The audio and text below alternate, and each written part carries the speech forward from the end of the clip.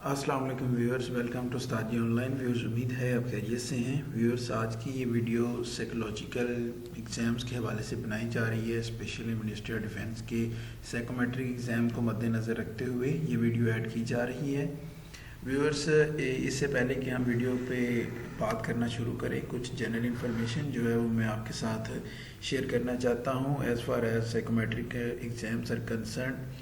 Viewers, अगर हम AD के साइकोमेट्रिक एग्ज़ाम की बात करें तो with the passage of time, यानी कि ईयर्स बाय ईयर, ये साइकोमेट्रिक के टेस्ट पैटर्न जो है for the exams of AD general category ये चेंज होता रहा है। पहले इसका साइकोमेट्रिक एग्ज़ाम जो है वो डिफरेंट पैटर्न पे लिया जाता था। उसमें सिर्फ रिटन टेस्ट होता था, आपके इंटेलिजेंस एबिलिटी जो है उसको चेक किया जाता था। उसमें वर्बल रीजनिंग के क्वेश्चंस होते थे और इसके अलावा नॉन वर्बल क्वेश्चंस होते थे, स्टोरी राइटिंग होती थी, वर्ड एसोसिएशन टेस्ट होता था, सेंटेंस कंप्लीशन होता था, सिचुएशन बेस्ड क्वेश्चन होते थे।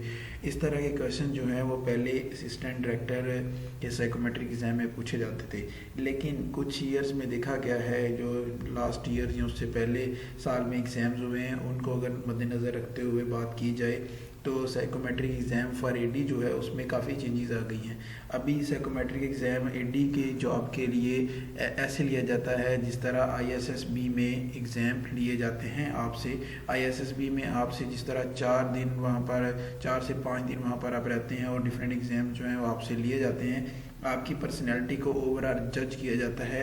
उसी तरह ही ये जो मिनिस्ट्री ऑफ डिफेंस के एडी के एग्ज़ाम है वो 4 दिन के लिए आपका साइकोमेट्री के प्रोसेस जो है वो कंप्लीट होता है। उसमें डिफरेंट पर्सनैलिटी रिलेटेड भी टेस्ट होते हैं, आपकी पर्सनैलिटी को भी जज किया जाता है और इसके अलावा जो है आपसे उस पर्सनैलिटी को जज करने के लिए आपसे रिटन टेस्ट भी लिए जाते हैं जिसमें इंटेलिजेंस बेस्ड क्वेश्चन होते हैं, और इसके अलावा टास्क से रिलेटेड जो है वो एग्ज़ाम्स भी लिए जाते हैं। आज की इस वीडियो में हम इन्हीं एग्ज़ाम्स के चेंजिंग पर्सपेक्टिव और चेंजिंग पैटर्न को मद्देनज़र रखते हुए बात करेंगे। उम्मीद है इस वीडियो से आपको काफ़ी हेल्प मिलेगी अपने साइकोमेट्रिक एग्ज़ाम की तैयारी में और उनको क्रैक करने में। जहाँ तक BS 16 और उससे बिलो सीट्स का ताल्लुक है, यानी अगर हम बात करें ट्रैफिक एनालिस्ट सुपरवाइज़र की सीट की, या सिक्योरिटी सब इंस्पेक्टर की सीट की, सब इंस्पेक्टर की सीट की, या सिक्योरिटी ASI है, या सिंपल ASI है, UDC या LDC है, या ऑपरेटर स्पेशल की सीट्स हैं, तो उनमें साइकोमेट्रिक एग्ज़ाम जो हैं वो थ्रू आउट डिफरेंट ईयर्स में सेम रहे हैं। वहाँ पर आपसे रिटन टेस्ट लिए जाते हैं जो कि उसमें इंटेलिजेंस क्वेश्चंस होते हैं, और उसके अलावा आपसे आपकी पर्सनैलिटी से रिलेटेड एग्ज़ाम्स पूछे जाते हैं, टेस्ट क्वेश्चंस पूछे जाते हैं, जिसमें वर्ड एसोसिएशन टेस्ट है, सेंटेंस कंप्लीशन टेस्ट है, स्टोरी राइटिंग टेस्ट होता है, फिर सिचुएशनल बेस्ड क्वेश्चंस होते हैं, और इस तरह के डिफरेंट एग्ज़ाम जो हैं वो आपसे लिए जाते हैं अगर आपने अप्लाई किया हुआ है BS 16 या उससे बिलो सीट्स में। आज की इस वीडियो में हम इन दोनों कैटेगरीज़ को, यानी एडी और इस सेकंड कैटेगरी जो है BS 16 और बिलो सीट्स हैं, उनको दोनों को अलग करते हुए आज की इस वीडियो में उनके ऊपर बात करेंगे, ताकि आपको उससे काफ़ी ज़्यादा हेल्प मिले और आप अपने एग्ज़ाम्स की जो है वो तैयारी अच्छे तरीके से कर सकें। पहले यहाँ पर हम बात करेंगे एडी से रिलेटेड, और जहाँ पर ये एडी का पोर्शन जो है, जो जिस पैटर्न पे एडी का एग्ज़ाम लिया जाता है साइकोमेट्रिक, उसी पैटर्न के ऊपर साइकोमेट्रिक टेस्ट लिया जाता है BS 16 या बिलो सीट्स का इन MOD। लेकिन उसमें फ़र्क सिर्फ ये होता है कि MOD का जो एडी का एग्ज़ाम है उसमें टास्क बेस्ड क्वेश्चंस भी आते हैं जिस तरह के ISSB में लिए जाते हैं, लेकिन BS 16 और बिलो सीट्स के लिए टास्क बेस्ड क्वेश्चंस नहीं होते, सिर्फ आपकी इंटेलिजेंस क्वेश्चंस होते हैं और पर्सनैलिटी से रिलेटेड क्वेश्चंस होते हैं। तो व्यूअर्स, आज ये वीडियो को शुरू करते हैं। जो साइकोमेट्रिक टेस्ट होता है, बेसिकली आपकी पर्सनैलिटी डायमेंशन जो होती हैं, साइकोलॉजिकल डायमेंशन जो होती हैं आपकी पर्सनैलिटी की, उनको चेक करने के लिए कि आपके साइकोलॉजिकल मेकअप कैसा है और सोशल अडेप्टेबिलिटी की आपके अंदर कैपेसिटी कितनी है, उसको इन डेप्थ एनालिसिस करने के लिए ये टेस्ट कंडक्ट किया जाता है।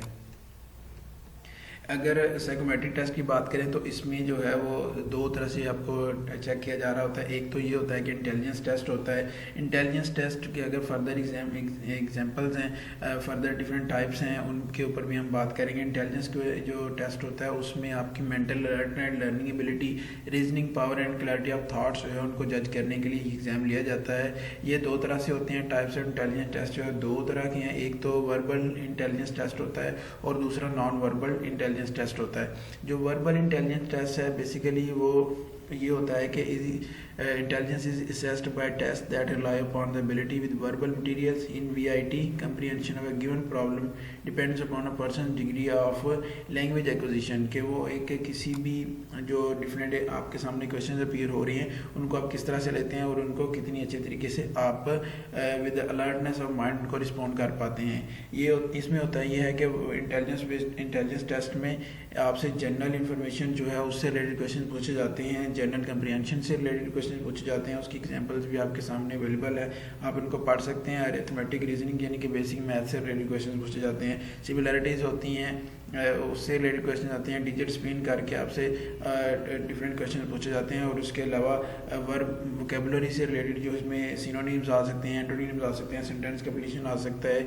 ये टेस्ट जो है वो आपसे लिए जाते हैं आपकी वर्बल इंटेलिजेंस को टेस्ट करने के लिए।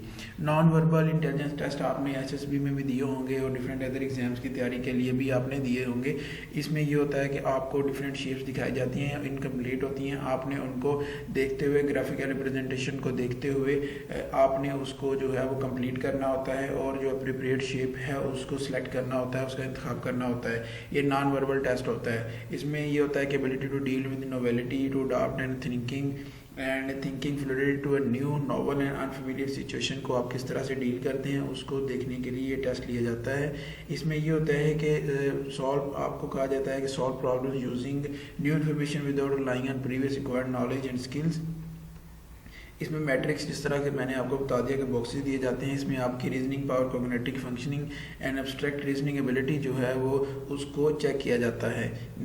इसमें ये होता है कि they are required integration of multiple abilities such as कि आप विजुअल कोडिंग किस तरह से आप पैटर्न डिटेक्शन आप कर सकते हैं, यानी रूल इंटीग्रेशन, और इसके अलावा analogical transfer and problem solving techniques जो हैं वो आपको मद्देनजर रखते हुए इन क्वेश्चंस को हल करना होता है कि आपके विजुअल्स कितने ज़्यादा अलर्टनेस के साथ जो है वो कितनी जल्दी रिस्पॉन्ड कर पाते हैं और आप एक पैटर्न को पहचानने में कामयाब हो जाते हैं।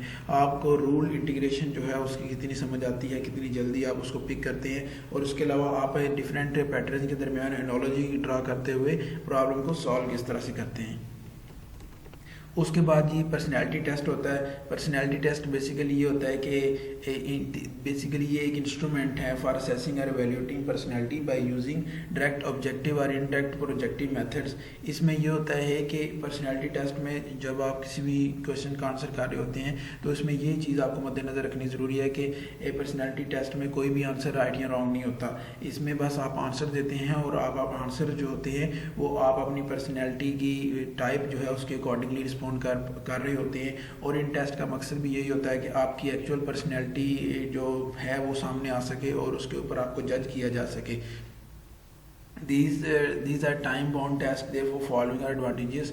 अगर आप फॉलोइंग चीज़ों को मद्देनजर रखते हैं तो आपको ये एग्ज़ाम जो है वो आप इनको अच्छे तरीके से क्रैक कर पाएंगे। आपकी गुड एक्सप्रेशन होना चाहिए, हैंड राइटिंग स्पीड अच्छी होनी चाहिए, डेप्थ ऑफ विजन, ताकि आप क्वेश्चंस को इजीली अंडरस्टैंड करते हुए उस गहराई तक पहुंच सकें जो कि आपसे रिक्वायर्ड है। फिर आपको लॉजिक आपके क्लियर होना चाहिए, क्लियरिटी ऑफ थाट्स जो है वो आपके अंदर हो तो ये एग्ज़ाम आपके लिए ईजी हो जाते हैं। उसके बाद इसमें एक टेस्ट लिया जाता है जिस सेंटेंस कंप्लीशन टेस्ट।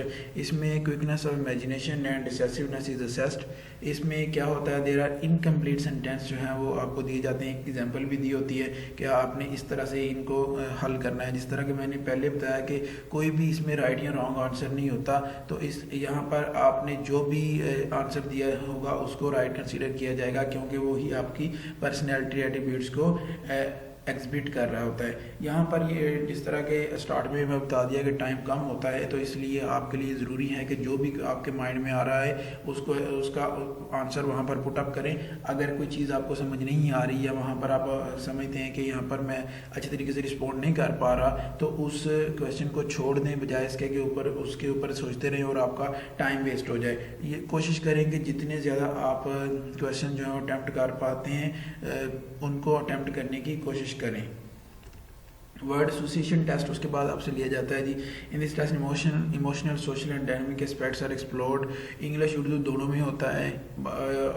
आपके लिए डिफरेंट जो है वर्ड्स अपीयर होते हैं 10 सेकंड्स के लिए, और आप क्विक सक्सेशन में होते हैं। 10 सेकंड्स के लिए आपके सामने वर्ड अपीयर होगा और आपने उसको देखते हुए जो आपके जहन में पहला वर्ड आता है या उसके साथ कोई भी आपके जहन में कोई एक सेंटेंस आ जाता है तो उसको आपने लिखना है। Candidates are required to quickly pen down first thing that comes into your mind.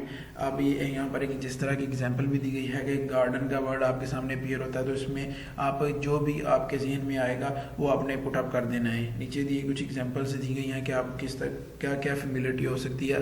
I see my family sitting in the garden, vegetables are good for health, I hate digging, rose is a beautiful flower. ये कुछ चीज़ें थी जो कि garden से associated थी। ये आप इसके अलावा भी कुछ भी लिख सकते हैं, क्योंकि आपका जो भी आंसर होगा वो राइट होगा, इसमें रॉन्ग कुछ नहीं होता। यहाँ पर जितनी भी चीज़ें मैं आपको बता रहा हूँ, यहाँ पर मैं कोई भी चीज़ आपके माइंड में इनकलकेट नहीं करना चाह रहा, ना ही कोई बहुत ज़्यादा एग्जांपल्स आपके साथ शेयर कर रहा हूँ, क्योंकि आपका माइंड जो है वो हो सकता है इससे ज़्यादा फर्टिलिटी के साथ चीज़ों को परसीव कर पाए और उसको ऊपर रिस्पॉन्ड कर पाए। तो इसलिए यहाँ पर मैं बस आपको एक ओवरव्यू दे रहा हूँ कि एग्ज़ाम्स जो हैं वो किस तरह से होते हैं और इसमें कौन कौन से पोर्शंस होते हैं एग्जाम में, और आपने इसको किस तरह से अटैम्प्ट करना होता है। While writing responses, word shown may be used, but remember one important thing, that sentence must be associated with the corresponding. If nothing strikes the mind in time, जिस तरह के पहले कहा कि उसको blank छोड़ दें। Small phrases can also be written, however it is always better to write such as possible. There is no right and wrong. अब पहले भी बता चुका हूँ कि इसमें कुछ भी राइट एंड रॉन्ग नहीं होता। स्टोरी राइटिंग टेस्ट, जिसको थीमेटिक एप्रिसिएशन टेस्ट भी कहा जाता है, इसको टैट कहते हैं। इसमें आपकी इमेजिनेटिव थिंकिंग, बेसिक थीम्स और पर्सनैलिटी डोमेन्स को असेस किया जाता है। इसमें होता ये है कि आपके सामने जो है वो एक पिक्चर अपीयर होती है 30 सेकेंड्स के लिए, और उसके बाद आपको 3 मिनट्स दिए जाते हैं कि आपने 30 सेकंड में पिक्चर को देखना है, उसके ऊपर आपने स्टोरी बिल्ड करनी है और 3 मिनट में आपने उसको लिखना है। यदि 3 मिनट के बाद नेक्स्ट पिक्चर आपके सामने अपीयर हो जाएगी प्रोजेक्टर के ऊपर, वो भी 30 सेकंड्स के लिए रहेगी और आपको 3 मिनट दिए जाएंगे। उसके बाद थर्ड पिक्चर, इस तरह सीरीज ऑफ पिक्चर आपको दिखाई जाती हैं। जब आप इस तरह की स्टोरी राइट कर रहे हो तो आपने 3 चीज़ें माइंड में रखनी है। एक तो ये कि जो आपने पिक्चर देख रहे हैं उसमें जो वाक़यात हो रहे हैं उसके बारे में सोचना है कि what event led up to the occurrence, कि इन वाक़यात की रीज़न क्या थी। उसके बाद characters in the picture are thinking and feeling, जो भी कैरेक्टर वहाँ पर दिखाए गए हैं उनकी जो वो सोच रहे हैं, जो कर रहे हैं, उनके फीलिंग्स के बारे में आपको जानना ज़रूरी है। उसी के ऊपर आप स्टोरी बिल्डअप कर पाएंगे। और तीसरी बात ये कि आपको final outcome of the story जो है उसके ऊपर भी उसको भी मद्देनज़र रखना है, उसको सोचते हुए आपने ये कंप्लीट करनी है। उसके बाद सिचुएशन रिएक्शन टेस्ट होता है जी। इसमें आपको एक सिचुएशन दी जाती है और उसमें आपसे रिस्पॉन्स मांगा जाता है कि अगर आप उस वक्त यहाँ इस सिचुएशन में आप वहाँ पर होते तो आपका क्या रिस्पॉन्स होना था। ये इस तरह के क्वेश्चन जो हैं वो आपकी day to day practical incidents जो आप फेस करते हैं उनको मद्देनज़र रखते हुए आप इसका जो है वो रिस्पॉन्ड करते हैं। Right what actions you are likely to take in case you are in the situation. तो इस तरह के मैंने आपको बताया कि अगर आप उस सिचुएशन में होते हैं, लाइक कोई मुल्क पे कैलेमिटी आई है या कोई ऑर्गेनाइजेशनल हैजर्ड हो गया है, तो आपको वहाँ पर प्लेस किया जाएगा एज ए मैनेजरियल पोजीशन या आपको एग्जीक्यूटिव पोजीशन में पोस्ट करके आपसे पूछा जाएगा कि अगर आप वहाँ पर होते तो आपको वहाँ पर किस तरह का रिस्पॉन्स होता। तो यही आपकी अप्रोच और प्रॉब्लम सॉल्विंग टेक्निक और एक आपकी पर्सनैलिटी टाइप जो है उसको टेस्ट किया जाता है इस तरह की सिचुएशंस में। यहाँ पर कर्ज, helping attitude, empathy, responsibilities, social interaction, boldness, honesty को जो है वो टेस्ट किया जा रहा होता है। इसलिए आपने इन क्वेश्चंस को आंसर करते हुए इन चीज़ों को ज़रूर मद्देनज़र रखना है।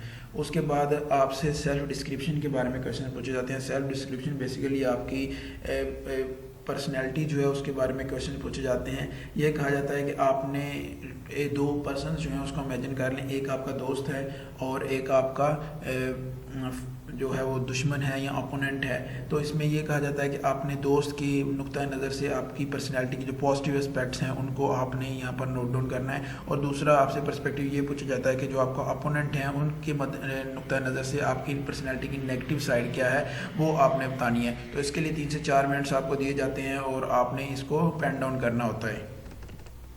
व्यूअर्स, अब यहाँ पर एक चीज़ बतानी ज़रूरी है, वो ये कि यहाँ तक अगर आपने BS16 या उससे बिलो सीट्स यानी कि आपने security sub inspector, traffic analyst, supervisor, traffic analyst, security sub inspector या सिंपल सब इंस्पेक्टर है या सिक्योरिटी ASI है या ASI या UDC LDC या ऑपरेटर स्पेशल के लिए अप्लाई किया हुआ है तो आपका टेस्ट इतना ही है। इसके बाद फिर मज़ीद आपसे क्वेश्चन जो है वो यानी कि टास्क बेस्ड क्वेश्चन आपसे नहीं पूछे जाएंगे।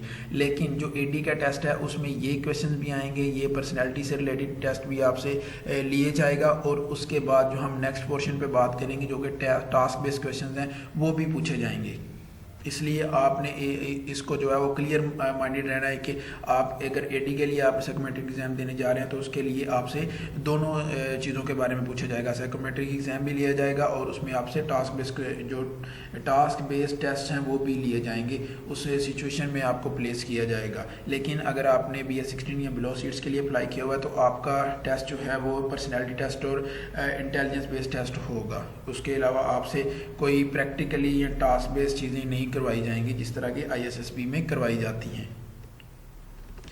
अब व्यूअर्स, यहाँ पर अगर आपने अप्लाई किया हुआ है अपने स्टेट डिफेंस के एग्ज़ाम के लिए और आप क्रैक कर चुके हैं अपना डिस्क्रिप्टिव टेस्ट, तो अब आपको साइकोमेट्रिक एग्ज़ाम की तरफ प्रोसीड किया जाएगा। अभी MOD के AD के जो है डिस्क्रिप्टिव टेस्ट उसका रिज़ल्ट आ चुका है, लेकिन जो बाकी सीट्स हैं BS16 या बिलो उनका रिज़ल्ट अभी तक नहीं आया, तो वो भी अनकरीब आने वाला है क्योंकि AD के एग्ज़ाम का रिज़ल्ट आ गया है। तो साइकोमेट्रिक एग्ज़ाम के लिए दूसरे कैंडिडेट्स ने प्रोसीड करना है जिन्होंने BS16 या बिलो सीट्स के लिए अप्लाई किया हुआ है, तो उनका साइकोमेट्रिक एग्ज़ाम भी अनकरीब अनाउंस होने वाला है और उनका डिस्क्रिप्टिव टेस्ट का result with in coming weeks या उससे नेक्स्ट वीक जो है वो आ जाएगा। तो इसलिए आप भी अपने एग्ज़ाम की तैयारी जो है बर वक्त रखें। आप ये बुकलेट ऑर्डर कर सकते हैं। इस बुकलेट की खासियत ये है कि इस बुकलेट को MOD क्वालिफाइड कैंडिडेट्स ने तैयार किया है और उन्होंने जो टेक्निक्स या जो डाटा अपने एग्जाम्स को क्रैक करने के लिए इस्तेमाल किया वो इस बुकलेट का हिस्सा है। और इसकी खासियत यह है कि इस बुक को हमने प्रीवियस ईयर्स में भी इस्तेमाल किया है। जो कैंडिडेट्स ने इस बुक को इस्तेमाल किया उनका रिस्पॉन्डेंट काफ़ी अच्छा रहा, उनको इस बुक ने काफ़ी हेल्प किया अपने एग्जाम्स की क्रैक करने में। ये जो डिफरेंट बुक्स होती हैं व्यूअर्स, ये आपको गाइडलाइन प्रोवाइड करते हैं। हम कभी भी अपनी किसी वीडियो में ये नहीं कहेंगे कि सारा एग्ज़ाम इसी बुक में से आएगा। ये हम एग्ज़ाम जो है MOD ने सेट करना है, हमने या हमारी बुक ने सेट नहीं करना या हमारे चैनल ने सेट नहीं करना। इसलिए ये बुकलेट्स जो हैं वो आपको सिर्फ गाइडलाइन प्रोवाइड करती हैं ताकि आप अपने एग्ज़ाम्स को जो है वो अच्छे तरीके से टैकल कर सकें। अगर आपने ये बुकलेट ऑर्डर करनी है तो आप हमें व्हाट्सअप कर सकते हैं 3419609058 पे। इसके अलावा आप हमारे फेसबुक पेज पे हमें मैसेज कर सकते हैं। फेसबुक पेज का URL है www.facebook.com/ustadionline1। आप यहाँ पर हमें मैसेज कर सकते हैं। आपकी आसानी के लिए फेसबुक पेज का लिंक और व्हाट्सएप नंबर वीडियो के डिस्क्रिप्शन का हिस्सा है, आप इसको वहाँ से पिक करते हुए ऑर्डर प्लेस कर सकते हैं।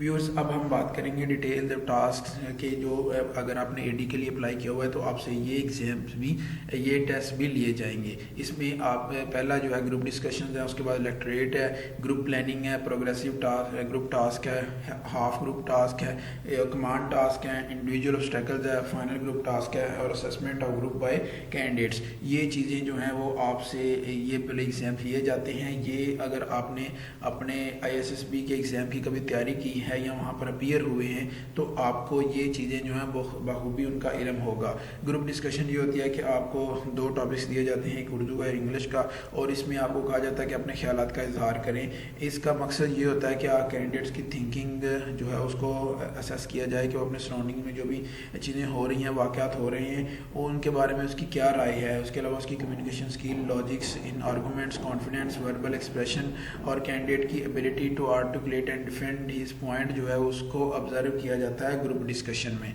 उसके बाद इलेक्ट्रेट होता है। इलेक्ट्रेट ये होता है कि ये ग्रुप डिस्कशन के बाद में कंडक्ट किए जाते हैं और इसके लिए आपको 3 से 4 मिनट्स दिए जाते हैं और इसमें ये होता है कि आपको 2 टॉपिक्स में से एक टॉपिक के ऊपर बोलना होता है और ये नॉर्मली इंग्लिश लैंग्वेज में होता है अगर अब हम ISSB के एग्ज़ाम के पैटर्न की बात करें। लेकिन MOD में अगर ओवरऑल एक खुल के बात की जाए तो व्यूअर्स अभी तक कोई भी एक ख़ास पैटर्न जो है वो सामने नहीं आया, क्योंकि इनके एग्ज़ाम का ना तो कोई सिलेबस होता है और ना ही कोई इस तरह की चीज़ जो है वो कैंडिडेट्स को प्रोवाइड की जाती है। इसलिए आपने डिफरेंट सोर्सेज से जो है वो इन्फो इकट्ठी करके हर तरह से अपने आप को प्रिपेयर करना होता है, क्योंकि किसी भी साल की जो टेस्ट पैटर्न है वो चेंज हो सकता है। तो इसलिए हम कोशिश करते हैं कि आपको मैक्सिमम इन्फॉर्मेशन दे सकें, ताकि कोई भी किसी भी सिचुएशन वहाँ पर आए तो आप उसको टैकल कर सकें। एक लेक्चर छोटा सा आप देना हो सकता है, आप वहाँ पर आपसे कहा जाएगा 3 से 5 मिनट के लिए आपने बोलना है। उसमें आपकी कॉन्फिडेंस और पब्लिक स्पीकिंग स्किल और आपने कन्विंसिंग पावर जो है उसको चेक करने के लिए ये किया जाता है।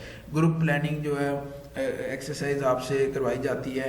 उसमें ये होता है कि आपको एक सिचुएशन दी जाती है, उसमें एक प्रॉब्लम आपके सामने रखी जाती है, आपने उसको सॉल्व करना होता है। आप अपनी जो इस प्रॉब्लम और इसकी स्ट्रेटजी जो है वो discuss among themselves in order to find out a solution. आप इस तरह भी करते हैं कि what individual as well as combined plan. इसमें आप जो प्लानिंग कर रहे होते हैं, जो आपका दूसरे लोगों के साथ कोऑर्डिनेशन होती है, उस सब को चेक किया जाता है। इसमें आपकी ability to comprehend the situation, determine the problem and able think a workable solution जो है within given time frame, उसको जो है वो असेस किया जाता है कि आपको एक जब प्रॉब्लम दी गई है, आप ग्रुप के साथ रहते हुए किस तरह से उसको डील करते हैं।